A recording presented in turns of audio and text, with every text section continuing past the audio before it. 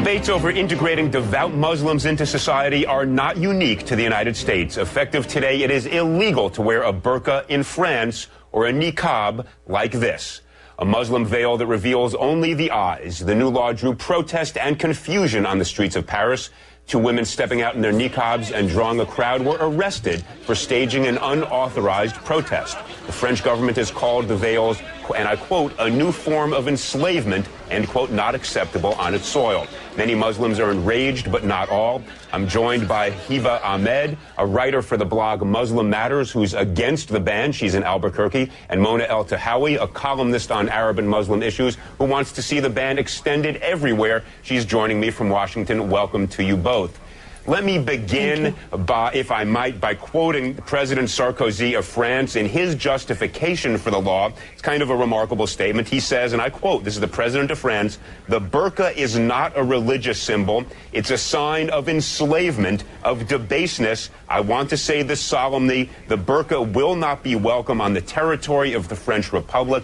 We cannot accept in our country women imprisoned behind a mask, deprived of all social life, of their identity." So, Mona, let me start with you. You want to extend this ban across the world. Do you agree with President Sarkozy that merely because somebody wants to dress like this, they choose to dress like this, they shouldn't be permitted to do so? You know, Elliot, I detest Nicolas Sarkozy. I consider him right-wing and racist, but I also detest the niqab and I detest the face veil. And I say this as a Muslim woman. I think it represents an ideology that does not believe in Muslim women's rights to do anything but choose to cover her face. And I find that I believe that the niqab dangerously equates piety with the disappearance of women. And so I support banning it everywhere because it's not in the Quran. It's not an obligation for a Muslim woman to cover her face.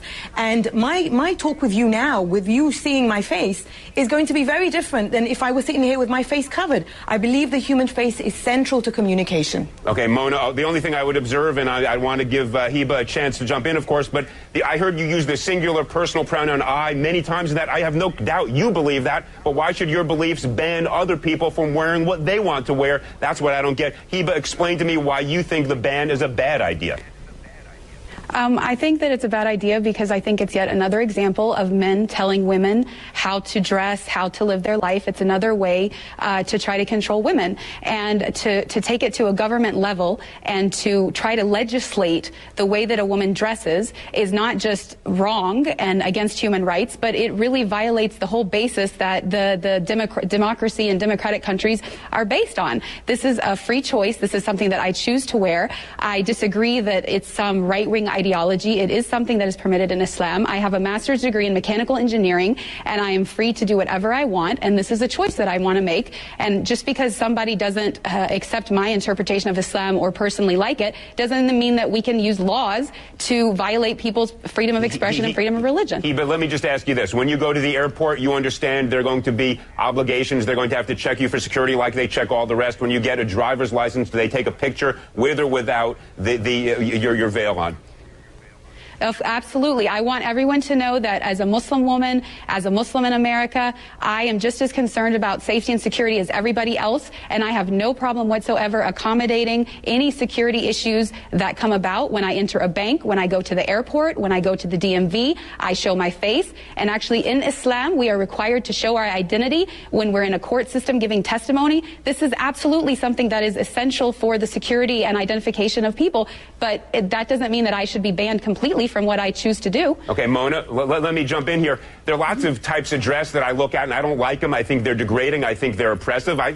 Lots of things I see teenagers wearing that, I'm now viewed as old-fashioned by a lot of, my kids perhaps. I don't go around saying we should pass a law banning it. Isn't that fundamentally violative of the First Amendment? What possible reason can there be legally to say to somebody, you can't dress the way you want to dress?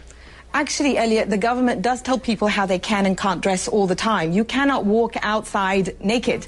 There are many states here in the U.S. where 3 or more people cannot be together in public with wearing a face mask. So the government actually does legislate over our wardrobe, but everybody conveniently forgets that.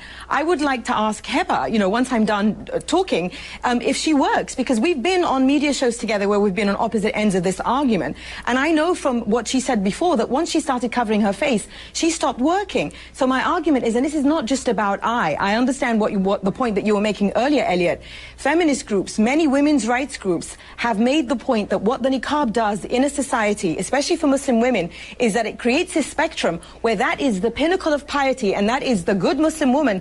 And so of course it affects me. In France, where this ban is going in effect, Muslim women's rights groups there support it because they find that Muslim women who live in the French housing projects have been put under tremendous pressure by the Muslim right wing to give into the niqab. And when they speak out, they are told, it's basically, they become these political pawns. Yeah, that's why I said I oppose Sarkozy, but I oppose this on women, because what choice do women have besides covering their face? This ideology doesn't recognize Muslim women's rights. Mona, I just have to push you on one thing here. There are certain prohibitions on the way people dress, or you mentioned nudity, that don't dress, that are in fact imposed upon us by law, but none of them that I'm aware of relates to a specific religion and says if you are a devout member of a religion, you cannot dress in a way that is you are obligated to practice your religion, your choice of faith. Can you think of any example like that? Because I can think of 1,000 other laws, if this were upheld, that suddenly we would limit all sorts of things that people do for their religious beliefs because we don't agree with it. Wouldn't that be a very dangerous thing to do? See, this is, I think, where these right-wing interpretations of religion get a free pass, because everybody says, well, it's my religious obligation. It's my religious right to do this. Let's look really at what we're talking about here. We're talking about the disappearance of women justified in the name of them becoming closer to God. So the closer you want to become to God, the less of you, the more you disappear. But Mona, I don't feel that I have disappeared at all. Well, one at a time. We disagree. Guys, one at a time. Hiba, jump in. Tell us, has anybody forced you to do this? Is this something you're doing of your own free will? Nobody has forced me to do this, and I really have to disagree with the statistics that Mona is trying to put forth, because studies have shown that there are only 2,000 women in France that wear the niqab. The majority of them are converts who converted to Islam and are voluntarily choosing to do it. This is my choice. Nobody can force me to take it off. I would not take it off even if you paid me to do it. And the fact of the matter is that I have never met a single Muslim woman in all of my travels around the world that is being forced to wear it. I understand Mona does not like it and does not want to wear it personally, but she keeps talking about her own feelings about it, and she wants to use the law to support it. If she wants a diversity in Islamic belief, then she has to accept my version, just like she wants me to accept hers. Mona, let me ask you this question. Do you have any evidence to support your statement that women are forced to wear this? And let me ask you this. If women are being forced to do something they don't want to do, there is recourse other than banning this entire mode of dress that is chosen, as we just heard from Hiba, by people who do choose to wear it of their own free will. Well, you know, I lived in Saudi Arabia. Hiba says that she's traveled the world and she's never met a woman who's been forced to wear it. I lived in Saudi Arabia where millions of women are forced to cover their face. But now that the argument will be, well, that's in Saudi Arabia, not in France. What choice does a woman have when she's told she will burn in hell if she doesn't cover every inch of her body? What kind of a choice is that? So, of course, these women who convert to this ideology... I've never heard anybody say that. The women who convert to this ideology, who are then told that this is how to be a good Muslim woman, to be close to God, to avoid hellfire, is there really a choice in that? And I believe when you have a law like this... You know, I told you, I detest Sarkozy. I consider him racist. But I will not sacrifice Muslim women's rights in order to uphold the Muslim right wing, which I believe is misogynist. With a law like that, a woman can tell her husband or any male relative who is forcing her to dress like this, the law says I don't have to dress like this. Mona, let's not deal with Saudi Arabia. Different customs, different laws. We have a First Amendment. No, I was talking about France. I was talking about France. Wait, hold on one second. In the United States, we have a First Amendment that gives people the right to practice religion as they wish. Do you not think that a law that in the United States that would ban this form of dress would violate the First Amendment permission to practice religion as each individual sees fit? Well, this comes back to religion again. Everything is allowed just because someone says it's their religious belief. You know what I think? No. Mona, you're going to jump in. Hold 1 second. It's banned or permitted until there is some compelling state interest on the other side, but it's got to be an overwhelming interest. What is the overwhelming interest that would justify us in banning a type of dress that people choose as a result of their religion? Well, all the reasons I just gave you, but I will repeat. I believe that this is genuinely harmful to Muslim women because it creates this pinnacle of piety in which a Muslim woman is told, this is the closest you can get to God, and she's disappeared. I'm no longer here. You don't even know who I am. The face is central to communication.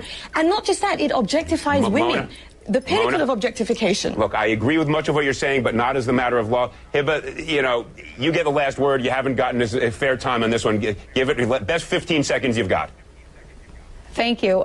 Basically, I want people to know that when I choose to cover this way, it's because I am fighting against a systematic oppression against women in which women's bodies are being sexualized and objectified. This is a different perspective and a different form of empowerment in which I think when I'm in public, my sexuality is in my control, and people have to deal with my brain and who I really am and not judge me by my body. And if we want to really talk about the oppressive situation of women, let's talk about all of the eating disorders, all of the plastic surgery, all of the unhealthy diets that are being done, all in the name of having the perfect body. To me, this is liberating and this is empowering. Mona keeps saying, I believe, I believe, I believe. Well, we don't make laws based on what Mona believes or what anybody believes. All right, guys, it's based on look, whether or not...